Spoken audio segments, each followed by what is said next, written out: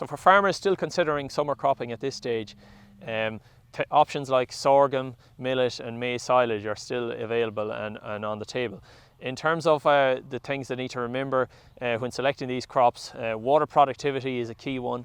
The nutritional value of these crops and what they're after is a secondary factor, and also the ability to feed out these crops and making sure that you don't have too much feed wastage if you are, for example, picking maize silage as an option. So in dry conditions, one of the really important factors to think about when managing pasture and paddocks is the grazing residual, the post-grazing residual height, and maintaining that height at the 4 to 6 centimetre mark is really important. It protects the plant from the extremes of weather temperatures, and it allows it to recover much more strongly than if it's overgrazed to 2 centimetres or under.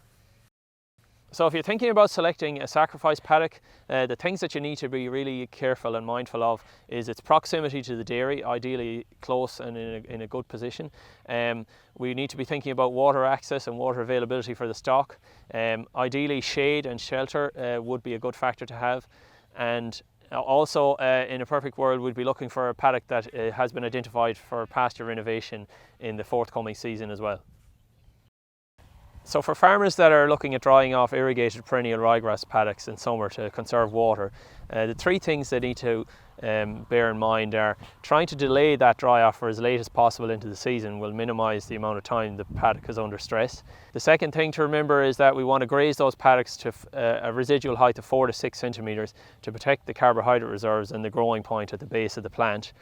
And finally, we want to keep stock off those paddocks in the summer months when they're dried off as long as possible to avoid the risk of damage or overgrazing.